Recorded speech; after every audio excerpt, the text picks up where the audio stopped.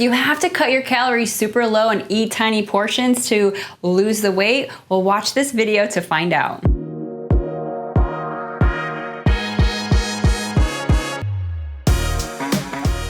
Hey, it's Becky here at the Criticalbench Kitchen, and today I want to talk about eating less without feeling hungry and being starving all the time. So it's a big myth out there that you actually have to eat these tiny portions and be starving all day long in order to be healthy or to lose weight. The reality is, yes, we do want some hunger. It's okay to get a little bit hungry, maybe 30 to 60 minutes before your meals, but you don't actually have to be hungry all day long, and actually being hungry all day long is not helping you, it's not serving you, and it's actually keeping you stuck from reaching your goals. So here's the thing, our bodies actually need nutrients. It needs the nutrients from the food. It needs that protein. It needs that fiber that you're gonna get in vegetables and those antioxidants to help our body work its best. When our body can work its best, it's gonna kick in those fat burning hormones. It's gonna kick in those hormones that give us energy to get those workouts in. It's going to help us feel our best, so we wanna stay on track and we wanna keep moving forward. So it's really super important that we're getting the right things our body needs. And that means getting in enough food to where we're not actually starving and hungry all the time.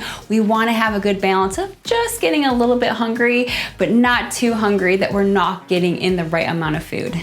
Okay, so the first thing that you can do is actually focus in on getting more whole foods, okay? The more junk and processed foods we eat, we can eat a lot of that food, but we don't always feel full. We don't always feel satisfied from that food. It doesn't stick with us. I remember my breakfast used to be a big giant bowl of Cheerios with a big glass of orange juice. It was very carb heavy, and I would typically be hungry within 30 minutes of eating that meal. So it was a small meal and it didn't stick with me. Now I'll eat a big giant breakfast full of eggs and bacon and vegetables, and the volume of my food has went up, but I'm not necessarily eating a ton more calories.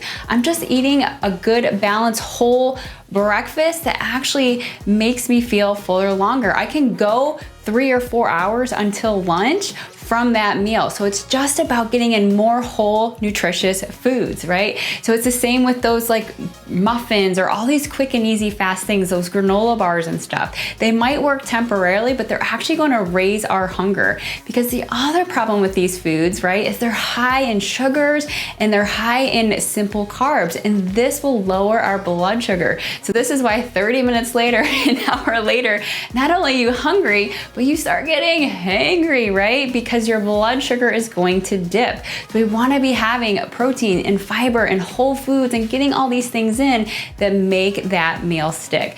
So one of the things that happens when we go to Whole Foods is now we tend to add more things like protein, right? So you can eat a lot of chicken breasts, but the calories don't add up as much. Same with the vegetables. A lot of vegetables have barely any calories in them. So we can load up on vegetables, we can bulk up that meal, we can add a lot of volume without adding a ton of calories to the meal. So we might actually be eating less calorie-wise, right? But we're actually eating more food. So if you're somebody that likes to eat a lot of food, that likes a lot of volume, thinking about how can I add foods that are lower in calories, that are less calorie dense, so that I can feel like I just got a big meal in. Because I don't know about you, I don't want to eat a tiny little meal that looks like this. I want to have a lot of volume.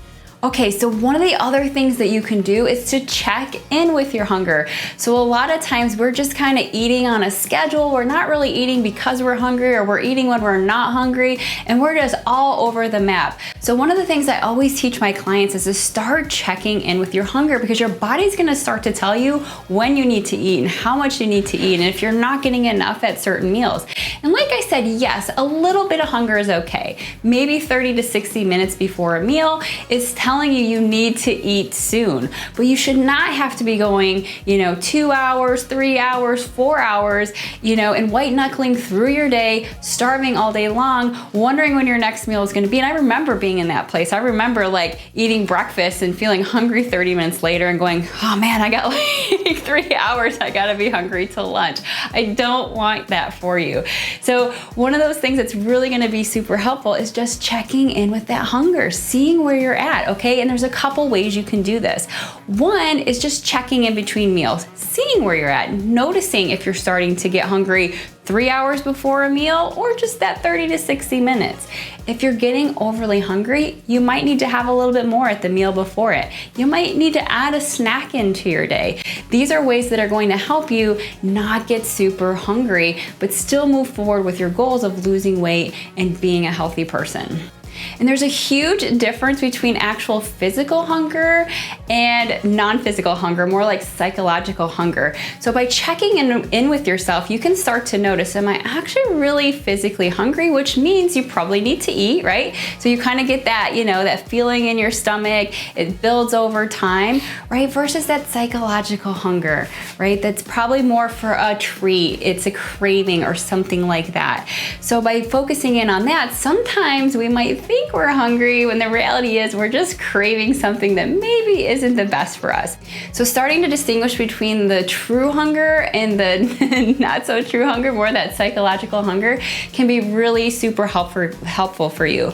And a lot of times that psychological hunger, it's just a craving, right? It can come up at multiple times throughout the day. So the more we can tame that craving, the better off we're going to be and the more we'll be able to balance that hunger. And hey, if you're not sure how to tame those cravings, we actually have a free guide that can help you with that. So make sure you check out that pinned comment down below. All right, and the final thing that's gonna help you to balance out your meals and not feel as hungry is to check in with your fullness. There's a couple things that sometimes can happen, right? Sometimes we might eat a meal and we're just following a set meal plan and we're not really eating enough for what our body needs, so we never get to full from that meal, and not 100% full. We should be about 80% full. So that's what you're actually looking for. So we don't want to have a meal where we're only getting about 20% full. It's telling us that it's not enough for what your body needs, right? But we also don't want to just stuff ourselves at those meals. We know what's going to happen there, right? That's too many calories. We're going to overeat. That's not going to help us either. So by focusing in on making sure you're getting to 80% full, you're going to get what your body needs without overdoing it. And you can be confident that that's going to help you move towards your goals. So a couple ways to do that is, one, slow down with your eating. Oh my gosh, it's so easy to be distracted when we're eating today, right? We're watching TV and we're just shoveling the food in, right? Or we're in a hurry and we're in a rush and we're just in our car just like trying to shove it down real quick.